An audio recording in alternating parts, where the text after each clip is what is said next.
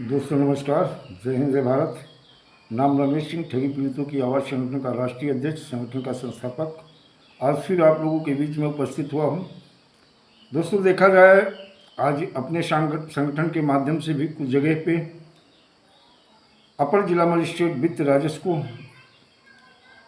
ज्ञापन दिया गया और रिमाइंडर, और उन्हें याद दिलाया गया कि 1 साल से ज़्यादा का समय हो गया है जो विभिन्न चिटफंड कंपनी और क्रेडिट कोऑपरेटिव सोसाइटी के जो आवेदन किए गए थे, आज तक तो ना तो वर्ष 2019 में या PID 2016 में, वर्ष में जहाँ देखा जाए मंडलायुक्त, सहायक मंडलायुक्त सक्षम अधिकारी हैं और सहायक मंडलायुक्त ने जिला अधिकारी को निर्देशित किया था,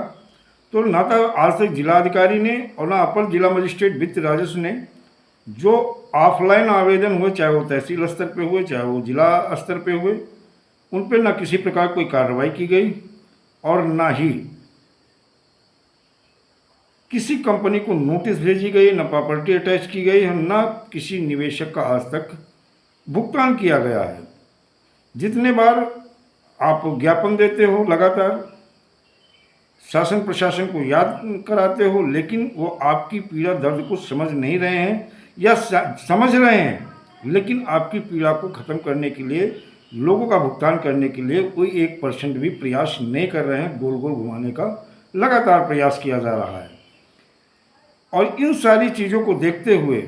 देखा जाए, जो विभिन्न चिटफंड कंपनी और क्रेडिट कोऑपरेटिव सोसाइटी के जो अभिकर्ता हैं, एजेंट साथी हैं, काफ़ी हताश और निराश होकर के उन्हें लग रहा है कि सुप्रीम कोर्ट का आदेश देख लिया, हाई कोर्ट के आदेश देख लिए, फास्ट ट्रैक कोर्ट का आदेश देख लिया, CBI कोर्ट का आदेश देख लिया, उपभोक्ता फोरम न्यायालय का आदेश देख लिया, सिविल कोर्ट का आदेश देख लिया, इन सारे आदेश के बाद भी इन कंपनियों का भुगतान नहीं हुआ, तो कहीं ना कहीं निवेशक और अभिकर्ताओं दोनों में काफ़ी हताशा और निराशा है।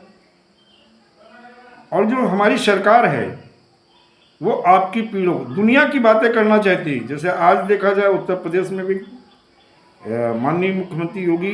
आदित्यनाथ की कैबिनेट की बैठक थी, बहुत सारी चीज़ें फैसले लिए गए, बहुत सारा सब कुछ किया गया, लेकिन उत्तर प्रदेश से लेकर के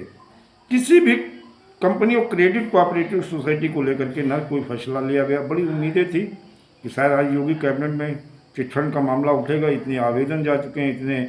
पत्र लिखे जा चुके हैं। वहीं देखा जाए, तीसरी खबर आपको बता दें, जो मैंने माननीय मुख्यमंत्री योगी आदित्यनाथ जी के वहाँ उनके जनता दरबार में जाकर के मिल करके जो मैंने दिया था, वो DGP EOW को भेजा गया, उन्होंने पुलिस कमिश्नर को भेजा, पुलिस कमिश्नर ने सहायक पुलिस कमिश्नर मोहनलालगंज को भेजा और उन्होंने थाना प्रभारी को भेजा, और विवेचना अधिकारी ने आज मुझे बुलाया, उनसे चीज़ें बात हुई और मैंने चीज़ें कहा कि कम से कम आप पत्र पढ़ लिया करो, पत्र में लिखा क्या है, जो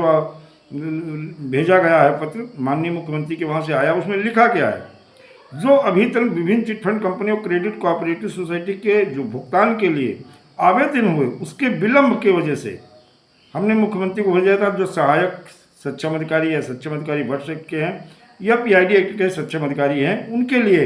आदेशित निर्देशित करने के लिए मैंने कहा था। विभिन्न चिटफंड कंपनियों के जो आवेदन हुए थे उनकी एक लिस्ट भी 93 कंपनियों की मैंने सौंपी थी, उसको लेकर के, जो आपके स्तर का मामला नहीं है, लेकिन आपको, यानी सरकार के जो अथॉरिटी है, जो एजेंसी है, जो इनके विशेष कार्य अधिकारी हैं, ये केवल मूर्ख बना रहे हैं, क्योंकि या तो पढ़े लिखे अनपढ़ हैं, गंवार टाइप के हैं कि किसके लिए लिखा जा रहा है और किसको ये भेज रहे हैं। तो ये जानबूझ के परेशान करने की नीयत से, तो सरकार और उनकी अथॉरिटी की जो इच्छा है, मनसा है, वो नीयत है, वो ठीक नहीं है। और जब इनकी मनसा और नीयत भुगतान की ना हो, तब फिर ज़रूरत और जिम्मेदारी बढ़ जाती है पीड़ित जमाकर्ता और कार्यकर्ताओं की, और जिम्मेदारी बढ़ जाती है और एक बड़े आंदोलन की तरफ फिर जाना ही पड़ता है। और वो बड़ा आंदोलन एक क्रांतिकारी परिवर्तन लाता है, और उसके लिए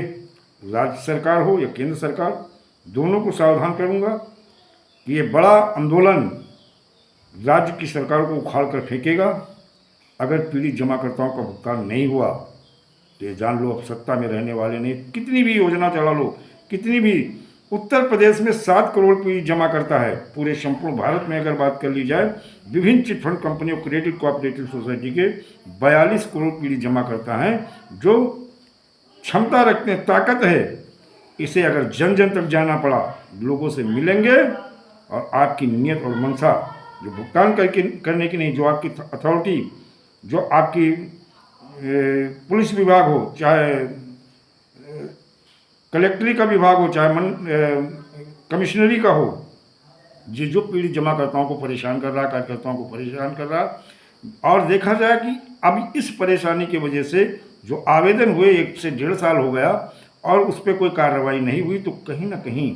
निवेशक अब अभिकर्ता को अपना टारगेट बना रहा, उनके खिलाफ मुकदमा लिख रहा और मारपीट की घटनाएं भी बढ़ रही, जिसको लेकर मैंने माननीय मुख्य न्यायाधीश DI चंद्रचूड़ जी को भी एक पत्र लिखा है। आगे क्या होता है सब कुछ समय के गर्भ में है। हमारे हाथ में कर्म है, हम सभी मिलकर कर्म करेंगे और ठग को संरक्षण देने वालों को उखाड़ फेंकेंगे। दोस्तों, जय हिंद, जय भारत, वंदे मातरम।